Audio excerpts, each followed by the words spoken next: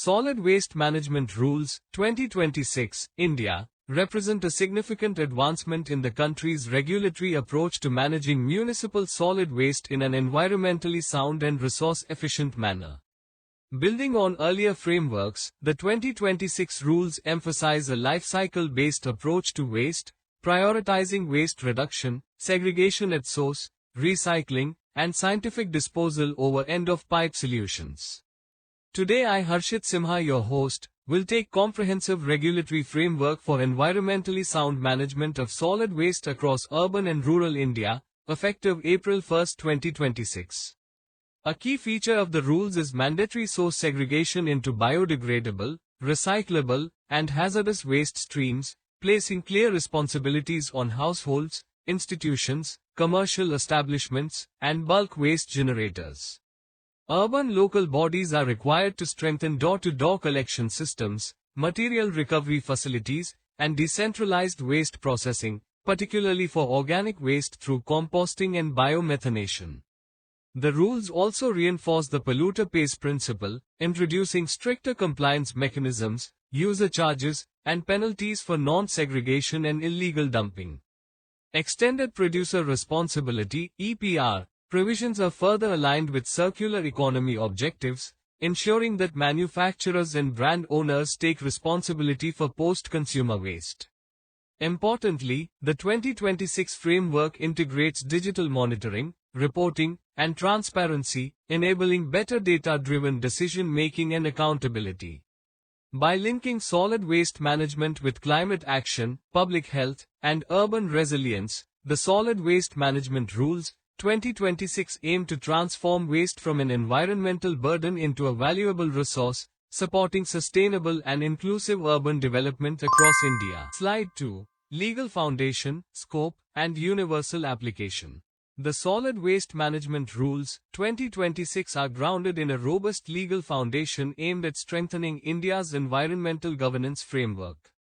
Notified under the Environment Protection Act, 1986, these rules supersede the earlier Solid Waste Management Rules, 2016, reflecting evolving policy priorities, technological advancements, and lessons learned from implementation challenges. The notification process followed due legislative procedure, including public consultation, consideration of stakeholder objections, and incorporation of expert suggestions, ensuring transparency, inclusiveness, and regulatory legitimacy.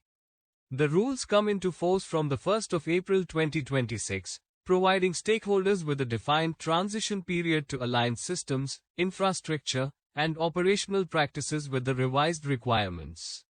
The scope of the rules is comprehensive, covering the entire solid waste management chain, from generation and segregation to collection, processing, treatment, and final disposal. They apply uniformly across urban bodies, including municipal corporations, municipal councils, nagar panchayats, industrial townships, and other statutory urban authorities. Importantly, the rules extend beyond urban areas to include rural authorities, such as gram panchayats, panchayat samitis, zilla parishadas, and related local institutions, thereby ensuring nationwide coverage and reducing regulatory gaps between urban and rural waste management systems. Special zones encompass strategically designated areas with high operational intensity and distinct governance structures, including notified industrial areas, special economic zones, food parks, railway properties, airports, harbors, ports, and defense establishments. These zones generate diverse and often high-volume waste streams and are therefore subject to dedicated solid waste management responsibilities, compliance standards, and monitoring mechanisms under the regulatory framework.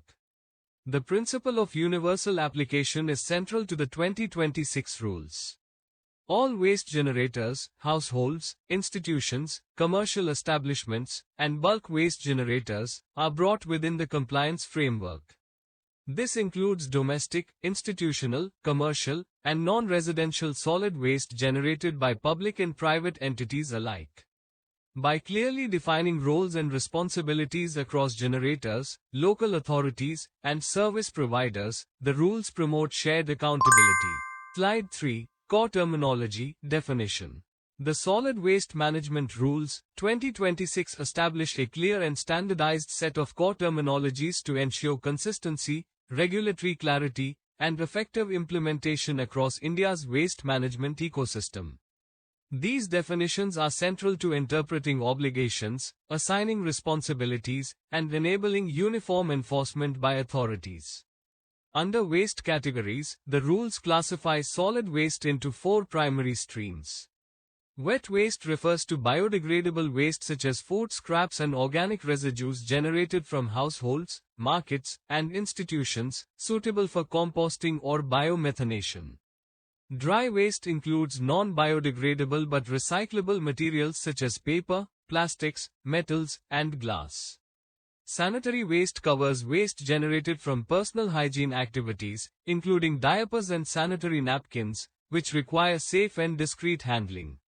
Special care waste refers to waste requiring cautious management due to health or safety concerns, though not classified as hazardous under separate regulations. The rules further define processing and treatment methods to promote environmentally sound waste management. Biological processes include composting, vermicomposting, and biomethanation, primarily used for treating wet waste and converting it into compost, biogas, or soil conditioners. Thermal processes involve controlled incineration or waste-to-energy technologies, applied where material recovery is not feasible. Mechanical processes include segregation, shredding, baling, and screening, enabling recovery of recyclable materials and preparation of waste for further treatment or disposal. Clear identification of bulk waste generators is another critical feature of SMW 2026.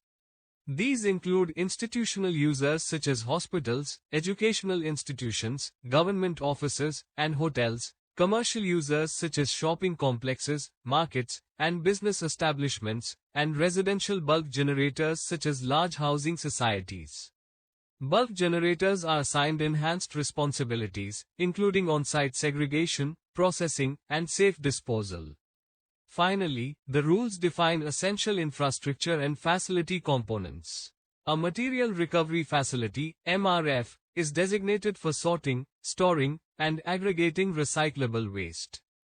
Transfer stations serve as intermediate facilities to consolidate waste before transportation to processing or disposal sites. Sanitary landfills are engineered facilities designed for safe disposal of residual waste, minimizing environmental and public health risks. Collectively, these definitions provide a robust technical and operational foundation for effective solid waste management under the 2026 framework. Slide 4. Waste generator responsibilities. Every waste generator bears primary responsibility for environmental protection through proper waste management practices at the source of generation. The Solid Waste Management Rules, 2026 place clear and enforceable responsibilities on all waste generators to ensure environmentally sound handling of solid waste at the source.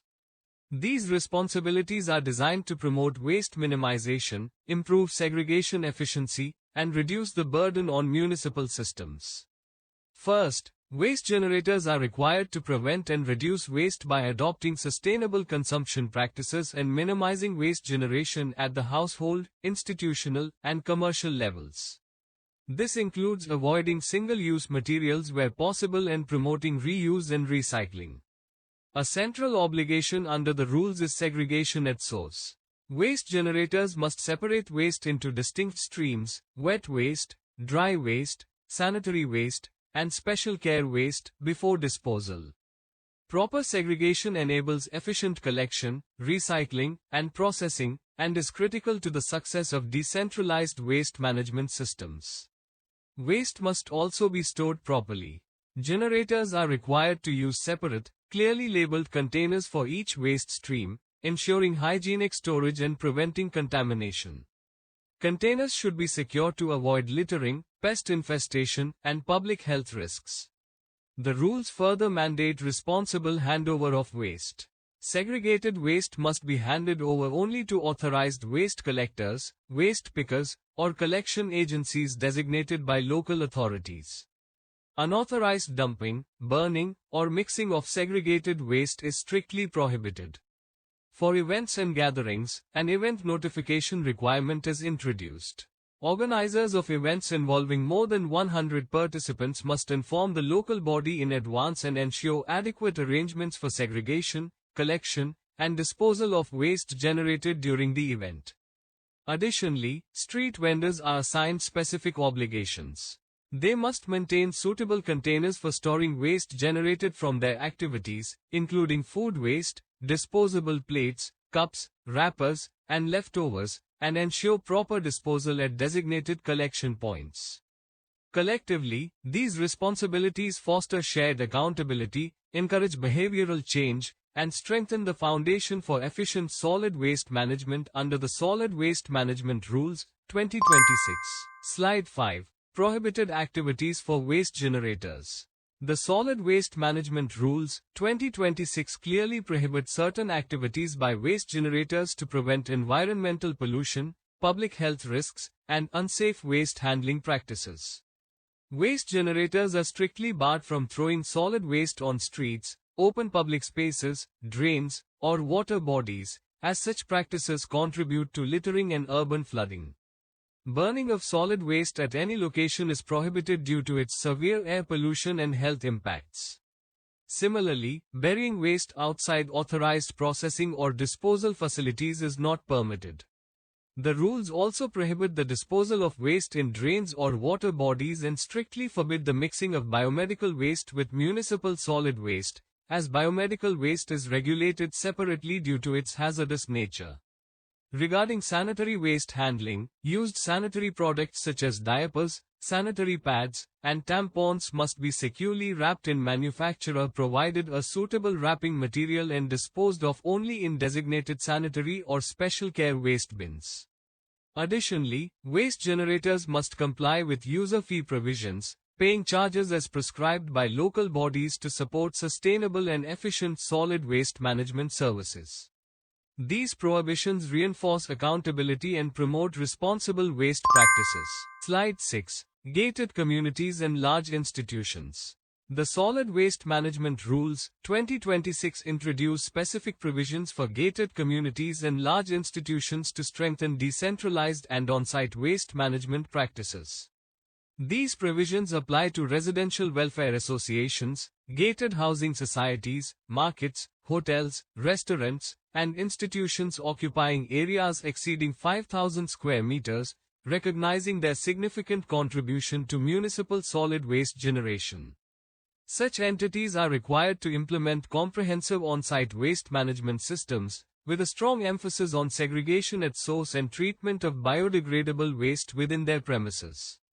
Wherever feasible, organic waste must be processed through composting or biomethanation, thereby reducing the volume of waste transported to municipal facilities and lowering environmental impacts. The rules prescribe a clear timeline for compliance, requiring gated communities and large institutions to meet these obligations within 1 year from the date of notification of the rules in the official gazette. This transition period allows entities to plan infrastructure, build capacity, and align operational practices with regulatory requirements. Effective partnership and coordination with local bodies are also mandated. Gated communities and institutions must work closely with urban local bodies or gram panchayats to ensure efficient segregation, collection, and handover of residual and recyclable waste. Local authorities, in turn, provide technical guidance, monitoring, and integration with municipal waste systems. By placing enhanced responsibilities on high-volume waste generators, the Solid Waste Management Rules, 2026 promote decentralized processing, reduce landfill dependency, and encourage responsible waste stewardship. These measures support cleaner urban environments, improved public health outcomes, and the broader transition towards sustainable and circular waste management systems. Slide 7. Bulk Waste Generator Obligations. The Solid Waste Management Rules, 2026 place enhanced obligations on bulk waste generators, BWGs, in recognition of the significant quantities and diverse types of waste they generate. Bulk waste generators include large residential complexes, commercial establishments, institutions, hotels, hospitals, and event organizers, all of which are required to adopt systematic and accountable waste management practices. A primary obligation is mandatory online registration with the designated centralized portal, enabling authorities to track waste generation patterns and compliance status. BWGs must also arrange for the collection of dry waste, ensuring that recyclable materials are channeled to authorized recyclers or material recovery facilities. The rules emphasize on-site processing of wet waste, requiring BWGs to treat biodegradable waste within their premises through composting or biomethanation, wherever feasible. This decentralized approach significantly reduces the burden on municipal infrastructure and minimizes transportation-related environmental impacts. BWGs are further required to set up appropriate waste management facilities, including segregated storage areas, processing units, and safe handling systems for sanitary and special care waste. Adequate infrastructure must be supported by trained personnel and operational protocols.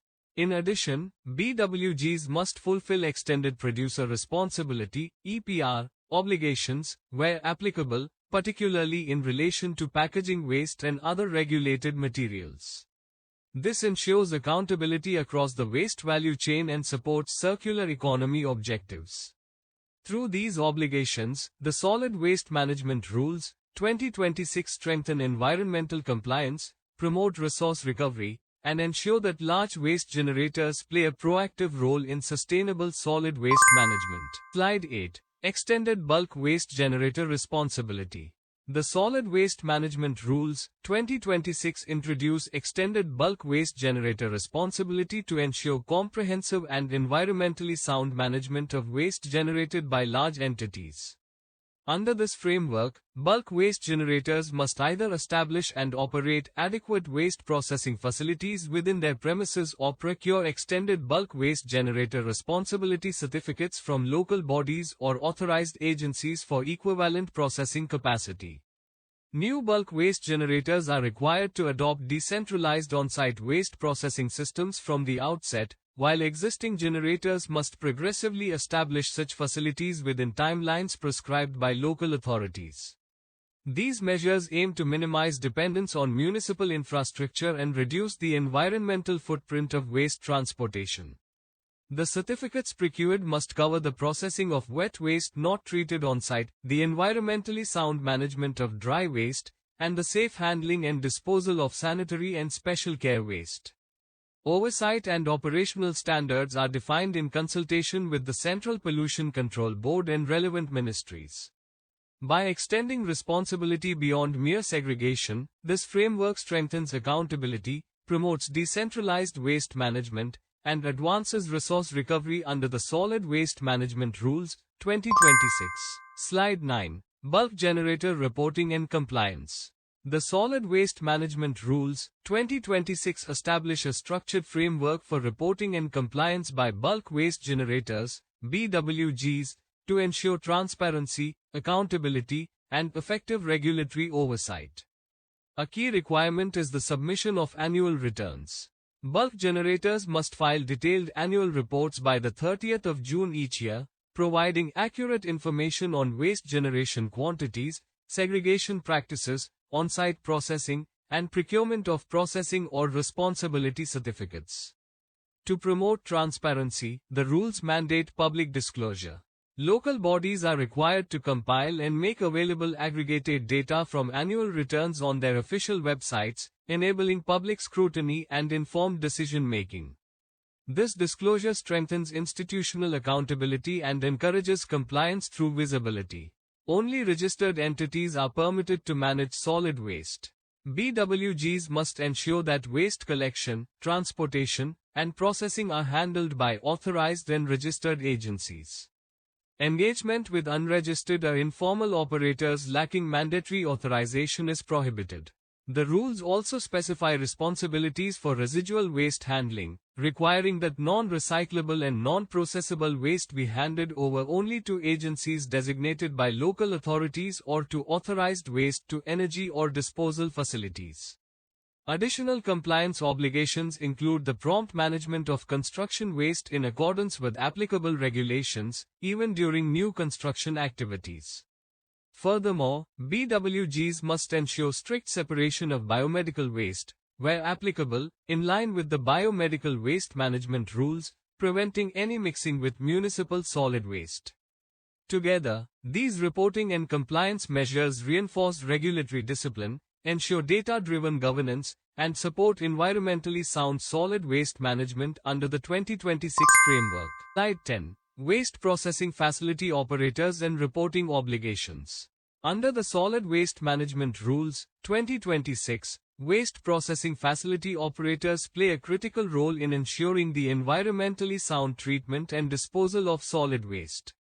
These operators include entities managing composting plants, biomethanation units, waste-to-energy facilities, material recovery facilities, transfer stations, and sanitary landfills. To ensure accountability and regulatory oversight, all such operators are required to obtain mandatory authorization and registration through the centralized online portal maintained by local bodies or designated authorities.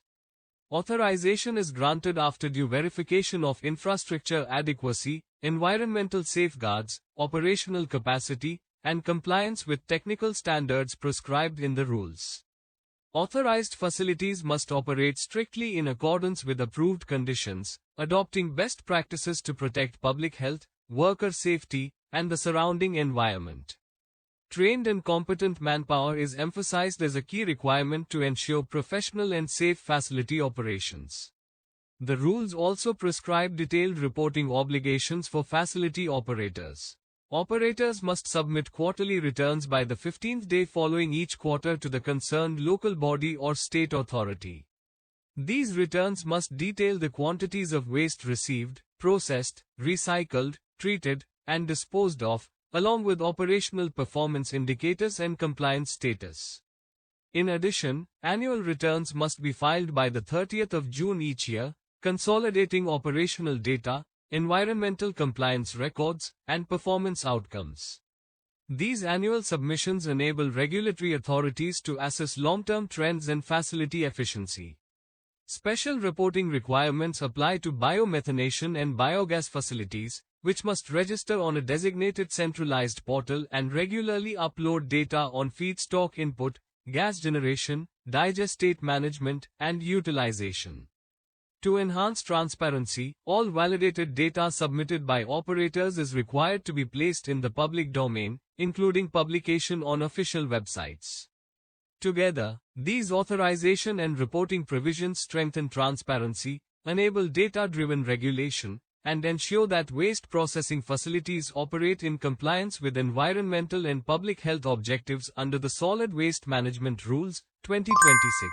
Slide 11. Collection and transportation entities and operational standards. Under the Solid Waste Management Rules, 2026, collection and transportation entities form the operational backbone of the solid waste management system.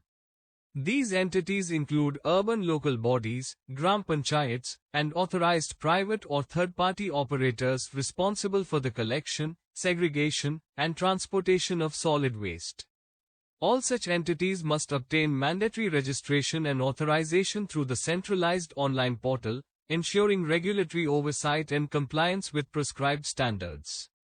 Their core responsibilities include ensuring regular door-to-door collection, maintaining segregation of waste streams, and transporting waste safely to designated processing or disposal facilities. Only segregated waste may be collected and handed over, and entities must prevent littering, spillage, or environmental pollution during collection and transit. Mixing of segregated waste is strictly prohibited. Collection and transportation entities are also authorized to generate extended bulk waste generator responsibility certificates where applicable. By ensuring efficient, compliant, and environmentally sound waste movement, these entities play a critical role in achieving the objectives of the Solid Waste Management Rules, 2026. The Solid Waste Management Rules, 2026 prescribe clear operational standards for collection entities to ensure safe, efficient, and environmentally sound handling of solid waste. Collection entities must use appropriately designed vehicles equipped with separate compartments to prevent mixing of waste streams during collection and transportation. Special arrangements must be made for the collection of sanitary and special care waste to ensure hygienic handling. Maintaining stream segregation is mandatory. Segregated waste collected at the source must not be mixed at any stage and must reach designated processing or disposal facilities without contamination. Collection operations must prevent littering, leakage, and secondary pollution. The rules place strong emphasis on worker protection. All collection personnel must be provided with adequate personal protective equipment, including gloves, masks, uniforms, and safety gear, along with training in safe handling practices. For enhanced accountability and monitoring, fleet tracking systems, such as GPS devices, are required for collection vehicles in larger urban local bodies and may be progressively extended to smaller jurisdictions. These standards strengthen operational efficiency, safeguard worker health, and support compliant solid waste management. Slide 12. Material Recovery Facility Operations and Value-Added Services. Under the Solid Waste Management Rules, 2026, material recovery facilities, MRFs, play a central role in enabling recycling and resource recovery from dry waste.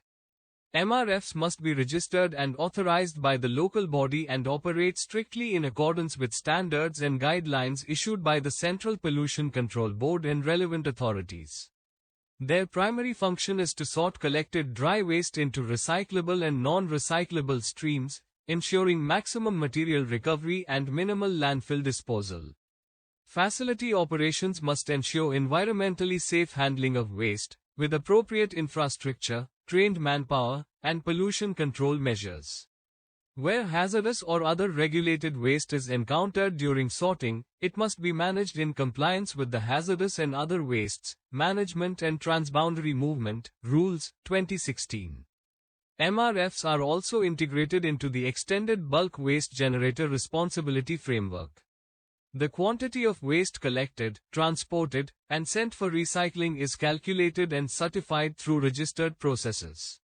Corresponding processing facilities must confirm receipt and processing of waste via the centralized online portal. Additionally, MRFs may offer value-added services, such as drop-off centers and deposition centers, to support decentralized collection and extended producer responsibility initiatives. These operational standards ensure transparency, efficiency, and effective circular economy outcomes. Under the Solid Waste Management Rules, 2026, material recovery facilities, MRFs, may provide a range of value-added services to strengthen decentralized waste management and support circular economy objectives. These services enhance the role of MRFs beyond basic segregation by improving accessibility, traceability, and compliance. One key service is the operation of drop-off centers, which allow households, institutions, and bulk waste generators to directly deposit segregated recyclable waste. This improves collection efficiency and encourages public participation in responsible waste disposal. MRFs may also function as deposition centers, aggregating recyclable materials before transferring them to authorized recyclers and processors. MRFs can support extended bulk waste generator responsibility by issuing certified records of waste received, sorted, and sent for recycling through the centralized online portal. Digital data upload and validation enable transparent tracking of material flows and regulatory compliance. Additional services may include awareness support, temporary storage, and facilitation of linkages with authorized recyclers. Through these value-added services, MRFs enhance resource recovery, reduce landfill dependency, and strengthen the overall effectiveness of solid waste management systems. Slide 13. Extended Bulk Waste Generator Responsibility Certificates. The Solid Waste Management Rules, 2026 introduce Extended Bulk Waste Generator Responsibility, EBWGR, certificates as a regulatory instrument to ensure accountable and environmentally sound management of waste generated by large entities. These certificates formalize compliance where bulk waste generators are unable to fully process waste on-site and instead rely on authorized external facilities. Only local bodies or designated authorities are empowered to generate and issue EBWGR certificates through the centralized online portal. Certificates are issued exclusively against verifiable quantities of waste that have been collected, transported, and processed by registered processing facilities or authorized recyclers. To ensure traceability, all facilities involved in processing must be registered on the portal and must digitally confirm the receipt and treatment of waste. The calculation formula for certificate generation is based on the quantity of solid waste collected, transported, and sent to registered recyclers or processing facilities. Extended responsibility credits are awarded only after processing facilities upload confirmation of waste received and treated, ensuring accuracy and preventing double counting. EBWGR certificates carry a validity period of 3 years, provided that compliance with regulatory requirements is continuously maintained.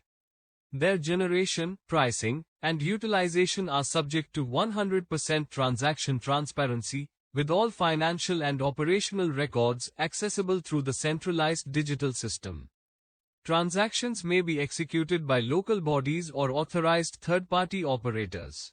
Finalization of certificates and associated costs is guided by standards and cost structures developed by the Central Pollution Control Board in consultation with relevant ministries. Non-compliance, misreporting, or operational lapses may attract penalties under the Environment Protection Act, 1986. Collectively, EBWGR certificates strengthen accountability, enable flexible compliance, and support decentralized, market-linked solid waste management under the 2026 framework. Slide 14. Industrial units and refuse-derived fuel requirements and substitution S. The Solid Waste Management Rules, 2026 introduce specific provisions for industrial units to promote the use of refuse-derived fuel, RDF, as an alternative to conventional fossil fuels. Industries located within a 400-kilometer radius of solid waste processing facilities are required to progressively substitute coal, lignite, or petcoke with RDF, supporting waste-to-energy initiatives and reducing landfill dependency. Under immediate requirements, industrial units with suitable combustion systems must begin using RDF with a calorific value of 1,500 kilocalories per kilogram or above. Waste-to-energy plants and industries with boilers or heating systems are prioritized for early adoption. The rules prescribe a phased implementation schedule. RDF of 4,500 kilocalories per kilogram or higher must replace a minimum of 30% of fossil fuel use after 3 years from the rule's notification.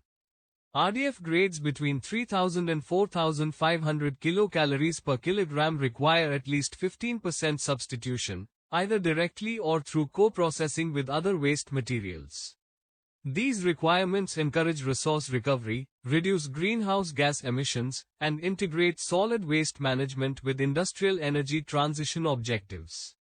The Solid Waste Management Rules, 2026 establish a clear fuel substitution schedule to promote the systematic adoption of refuse-derived fuel, RDF, by industrial units. The schedule is designed to ensure a gradual and technically feasible transition from conventional fossil fuels to alternative fuels derived from solid waste. Under the immediate phase, industries equipped with suitable combustion or heating systems are required to begin substituting fossil fuels with RDF having a minimum calorific value of 1,500 kilocalories per kilogram, wherever feasible. This applies particularly to waste-to-energy facilities and industries operating boilers, kilns, or heating systems. The rules further provide a phased implementation approach. After 3 years from the notification date, industrial units must replace at least 30% of fossil fuel consumption with high-grade RDF of 4,500 kilocalories per kilogram or above. For RDF with calorific values between 3,000 and 4,500 kilocalories per kilogram, a minimum 15% substitution is mandated, either through direct use or co-processing with other fuels. This structured schedule supports energy transition, reduces landfill burden, and advances circular economy objectives. Slide 15. Industrial Unit Registration and Reporting. The Solid Waste Management Rules, 2026 establish a comprehensive framework for registration and reporting by industrial units utilizing refuse-derived fuel, RDF, segregated combustible fractions, or agri-residue. These provisions are intended to ensure transparency, regulatory oversight, and effective monitoring of alternative fuel usage.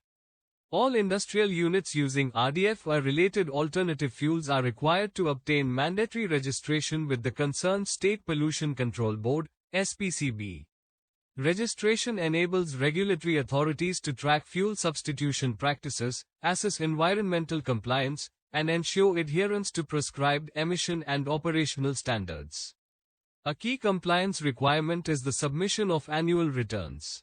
Industrial units must file detailed annual reports through the centralized online portal by the 30th of June each year, providing data on quantities of RDF or agri-residue utilized, fuel substitution ratios, operational performance, and compliance status. For RDF plants, additional reporting obligations apply. RDF production facilities must submit monthly reports on fuel availability and quality parameters, sharing relevant data with the Ministry of Housing and Urban Affairs and other designated authorities. This ensures alignment between RDF supply and industrial demand. The rules also mandate real-time data updates. RDF plants must regularly upload information on RDF availability and offtake through the centralized portal, enabling efficient coordination between waste processors and industrial users.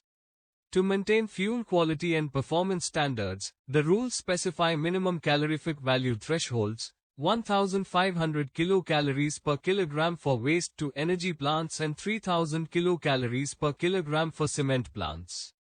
Together, these registration and reporting requirements strengthen accountability, facilitate data-driven regulation, and support the integration of solid waste-derived fuels into India's industrial energy systems. Slide 16. Tourist waste management in sensitive areas, Hilly and island regions.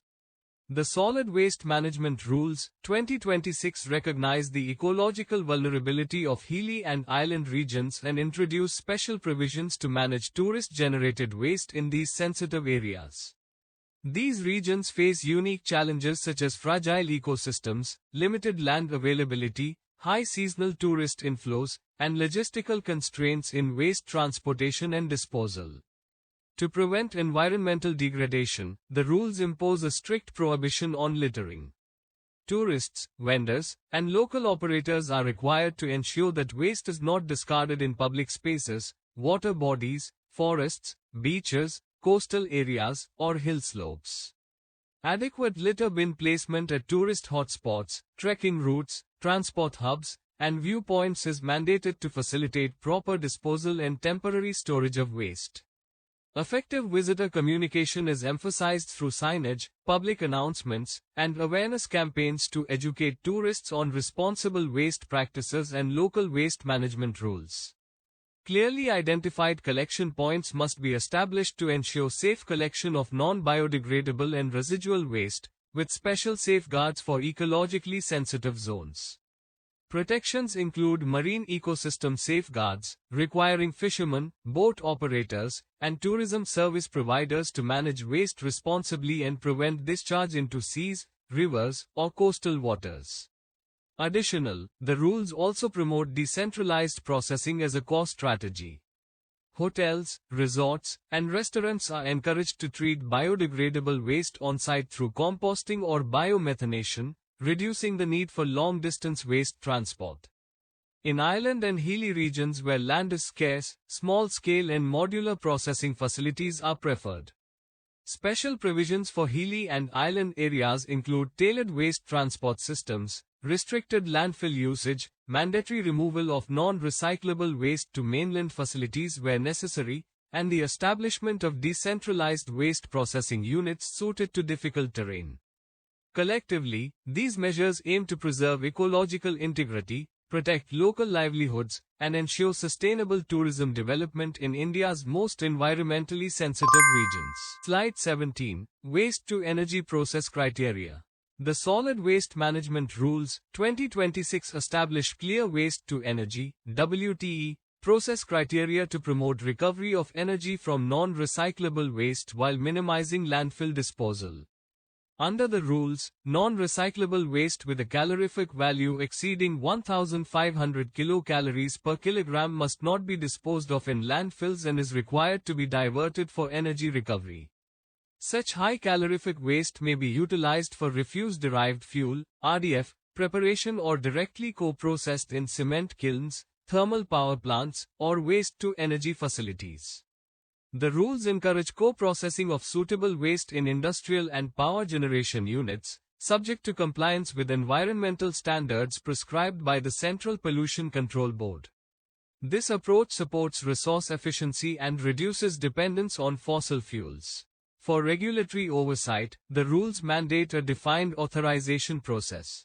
Local bodies or designated facility operators proposing waste-to-energy plants of 250 kilocalories per kilogram or higher must submit prescribed applications to the State Pollution Control Board for approval.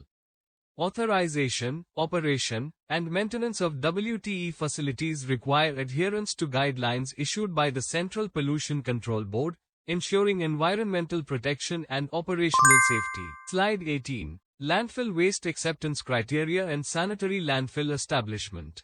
The Solid Waste Management Rules, 2026 define strict landfill waste acceptance criteria to minimize environmental impacts and extend landfill lifespan. Only specific waste streams are permitted for disposal in sanitary landfills. These include non-biodegradable, non-recyclable, and non-energy recoverable waste, inert waste, residues from waste processing facilities, and non-treatable inert fractions. Waste that can be recycled, composted, or used for energy recovery is expressly excluded from landfill disposal. Source-segregated waste must be directed to appropriate treatment facilities, and only residual waste remaining after processing is eligible for landfilling. High calorific and biodegradable waste is not permitted in landfills, reinforcing the waste hierarchy principle of reduction, reuse, recycling, and recovery before disposal. The rules also introduce user fee structures for landfill disposal. Charges may be levied on local bodies, bulk waste generators, or authorized third parties depositing waste, encouraging waste reduction and improved segregation. Through these acceptance criteria, the rules ensure environmentally sound landfill operations, reduce pollution risks, and promote sustainable solid waste management practices. The Solid Waste Management Rules, 2026 lay down structured provisions for the establishment of sanitary landfills to ensure environmentally safe disposal of residual solid waste. The process follows a coordinated, interdepartmental approach involving urban development, municipal administration, rural development, and Panchayati Raj departments. These authorities are responsible for the identification and allocation of suitable land for landfill development, ensuring compliance with environmental and land use regulations. Land for sanitary landfills may be allocated by state governments or local bodies, with preference for sites that minimize environmental and social impacts. Where required, land parcels identified by state-level committees may be allotted to local bodies or authorized third parties. The rules emphasize scientific planning, construction, and operation of landfill facilities, including engineered liners, leachate collection systems, gas management, and environmental monitoring. Selection of implementing agencies must follow transparent procedures, and operations must comply with standards prescribed by the central and state pollution control boards. These provisions ensure safe disposal, protect public health, and support long-term sustainability of solid waste management systems. Slide 19. Landfill fee structure and oversight. The Solid Waste Management Rules, 2026 establish a transparent and accountable landfill fee structure to discourage disposal of unprocessed waste and promote waste reduction and recovery.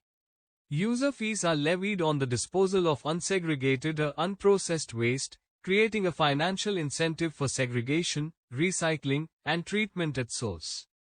In contrast, disposal of processed and residual waste is charged at a lower rate, encouraging compliance with waste processing requirements. All landfill fee transactions are subject to 100% transparency, with fees collected, deposited, and accounted for through prescribed financial systems. Local bodies or authorized operators must maintain detailed records of waste quantities and fee collection. To ensure regulatory oversight, the rules mandate annual audits of landfill operations. Audits must be conducted by the State Pollution Control Board or a registered environmental auditor to verify compliance with environmental standards, operational performance, and financial integrity. Landfill operators are also required to register on the centralized portal and submit annual returns by the 30th of June each year. These measures strengthen accountability, improve governance, and ensure environmentally sound landfill management. Slide 20. Legacy waste dumpsite management and biomining operational requirements. The Solid Waste Management Rules, 2026 place strong emphasis on the management and remediation of legacy waste dump sites, recognizing them as critical sources of environmental pollution and public health risk. All existing dump sites are required to be geographically mapped and assessed for waste quantity, composition, and environmental impact by October 31, 2026. This assessment forms the basis for structured remediation planning. Local bodies must prepare time-bound action plans for the biomining and bioremediation of legacy waste, in line with guidelines issued by the Central Pollution Control Board. These plans are subject to approval by the concerned authorities and must prioritize recovery of usable materials and safe disposal of residual fractions. To ensure transparency and accountability, quarterly progress reports on biomining activities must be uploaded on the centralized portal, while annual audits are conducted by state pollution control boards or registered environmental auditors. Excavated material must be scientifically segregated, processed, and directed to authorized recyclers, waste-to-energy plants, or sanitary landfills. Open dumping and landfilling of waste without treatment is strictly prohibited. Through systematic biomining, the rules aim to reclaim land, reduce pollution, and restore environmental integrity. The Solid Waste Management Rules, 2026 prescribe detailed biomining operational requirements to ensure safe, systematic, and environmentally sound remediation of legacy waste dump sites. Local bodies are mandated to undertake biomining and bioremediation strictly in accordance with Central Pollution Control Board, CPCB, guidelines, including in situ and bio-earth methods, depending on site conditions. All excavated material must be scientifically segregated into soil, recyclables, combustibles, and inert fractions. Recovered materials are to be directed to authorized recyclers, waste-to-energy plants, or co-processing facilities, while only residual inert waste may be sent to sanitary landfills. Leachate and landfill gas generated during biomining operations must be properly collected, treated, and managed to prevent environmental contamination. The rules require regular testing and disclosure, including analysis of excavated fractions, recovered fuel, and construction and demolition waste.